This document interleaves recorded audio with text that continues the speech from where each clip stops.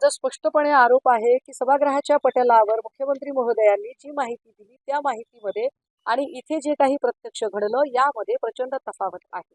मुख्यमंत्री महोदय असं सांगतात की 6:30 नंतर कोम्बिंग ऑपरेशन किंवा कुठलीही अशी कारवाई झाली नाही, पण आमचा स्पष्ट आरोप आहे की 10:30-11ला सुद्धा कार्यकर्त्यांची धरपकड करण्यात आली होती।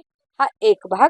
दुसरं, मुख्यमंत्री महोदय असं म्हणतात की त्याला एक अत्यंत जुनाट श्वसनाचा विकार होता ज्यामुळे सोमनाथ सूर्यवंशीचा मृत्यू झाला, परंतु आमच्या हातात जी पहिली पोस्टमार्टम रिपोर्ट मिळालेली आहे जी आम्ही तयार केली नाही, ती हॉस्पिटलने दिलेली आहे, त्यात स्पष्टपणे म्हटलेलं आहे की शॉक फॉलोइंग मल्टिपल इंजुरीज हे त्याचं कॉज ऑफ डेथ आहे। त्यामुळे तीही माहिती पुन्हा वेगळी येत आहे। तिसरी गोष्ट अशी की पोलिसांनी पुरेशी काळजीच घेतली नाही, यावर ते काहीच बोलले नाही। अत्यंत महत्त्वाची गोष्ट, काल मुख्यमंत्री महोदय असं म्हणाले होते की मराठवाड्यातल्या सगळ्या घटनांवर मी बोलणार आहे। ते बोलले, निश्चितपणे बोलले, पण कृती काय केली, निर्णय काय घेतला यावर ते ठोसपणे काहीच बोलले नाही।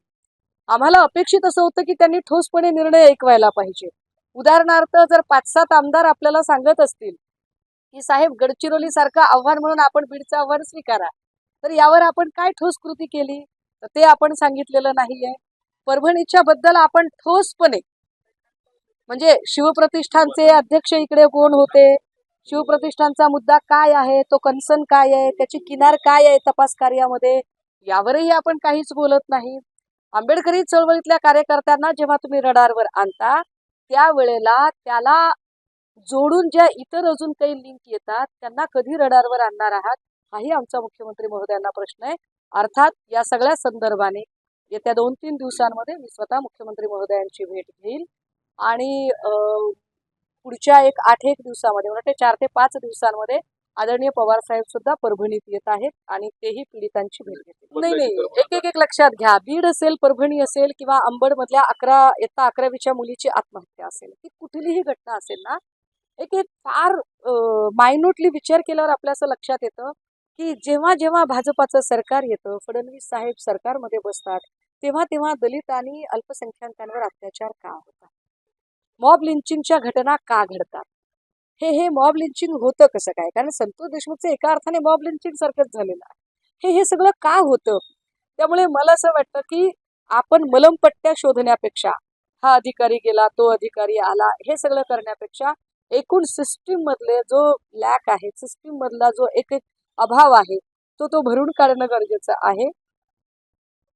नव्या म्हणजे म्हणतात ना की नवा गडी नवं राज्य, तर जर नव्याने पुन्हा एकदा राज्य त्यांच्यासाठी आले, ते म्हणतायत की मी परत आलोय, तर तुम्ही परत कशासाठी आलाय, तुम्ही परत जातीय दंगली भडकू नयेत म्हणून आलेले आहात की जातीय दंगली भडकवणाऱ्यांना संरक्षण देण्यासाठी आलेले आहात, हे तरी एकदा आम्हाला कळावं।